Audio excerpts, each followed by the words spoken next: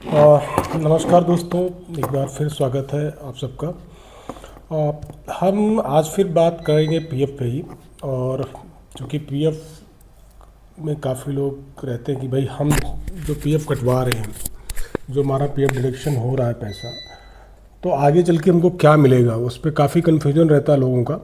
तो आज हम उस पर ही थोड़ा सा डिस्कस करेंगे और उस पर एक अनुमान लगाएंगे कि भाई अगर हमारा 20 से 25 साल का पीएफ कटता है, डिडक्शन होता है, तो हमारे रिटायरमेंट के बाद हमको क्या मिलेगा।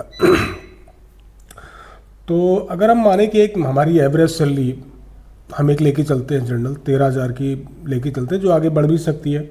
अभी जो मिनिमम वेज के हिसाब से चल रहा है यूपी का, उसके हिसाब से हम लेके चल रहे हैं। तो एक अगर हम एवरेज सैलरी 13,000 तक का लेकर चलते हैं और मानते हैं कि हम 25 साल तक जॉब करेंगे, 25 साल तक हमारा पीएफ कटेगा, तो जब हम रिटायर होंगे तो उस समय हमें क्या पैसे मिलेंगे, क्या पेंशन मिलेगी।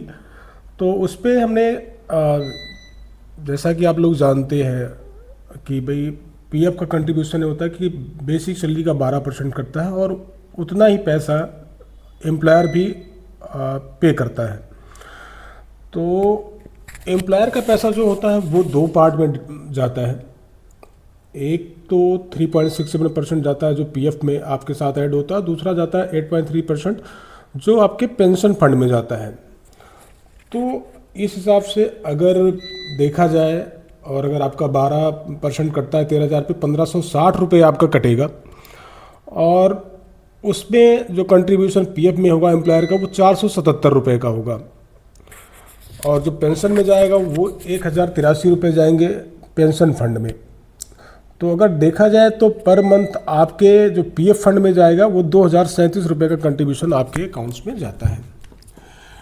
तो अगर हम 2,037 के हिसाब से लेके चले 12 साल तक, 25 साल तक के लिए, तो एक साल में अगर देखा जाए तो 24,444 रुपये आपके जमा होंगे।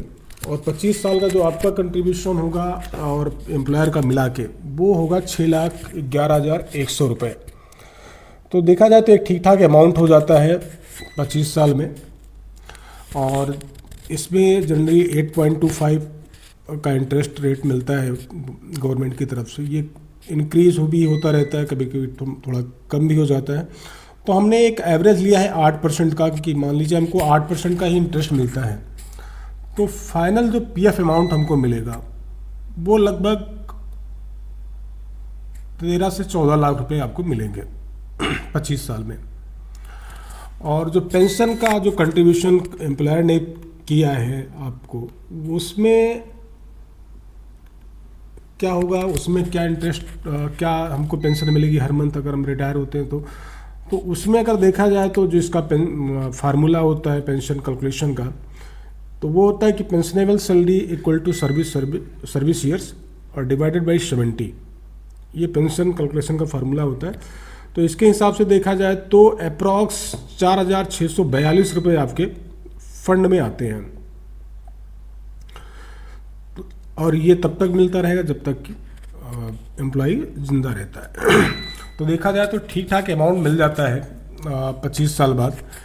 लेकिन अब देखा जाए अगर 4,642 रुपये जो पेंशन में आता है, ये कहीं ना कहीं देखा जाए तो 25 साल के बाद अगर 4,642 रुपये पेंशन आपको मिलती है, तो ये थोड़ा सा लगता है कि नहीं, मतलब 25 साल बाद 4,642 रुपये काफ़ी कम लगता है।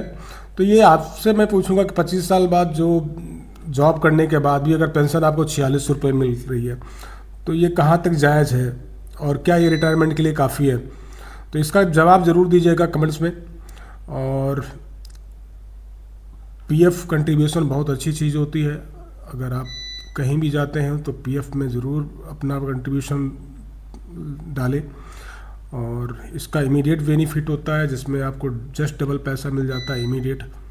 और कभी भी जो भी अब कभी आपको ज़रूरत पड़ती है अपने बच्चों की पढ़ाई के लिए, कभी किसी इमरजेंसी के लिए, तो उसमें भी विड्रॉल का प्रोविज़न है, आप उसको विड्रॉ कर सकते हैं एडवांस में। तो उम्मीद है आपको ये वीडियो काफ़ी पसंद आया होगा। और ये जानकारी आगे भी फॉरवर्ड करें, जिससे लोग और भी इनको जानकारी मिले और इसका लाभ उठा सके, और एक मन में जो संशय है वो दूर सके कि 25 साल बाद, 15 साल बाद अगर हमारा पीएफ कटता है 25 साल तक, तो क्या बेनिफिट इसके मिलेंगे हमको। तो इसके साथ ही आप सबको धन्यवाद। आगे वीडियो शेयर करें। Thank you.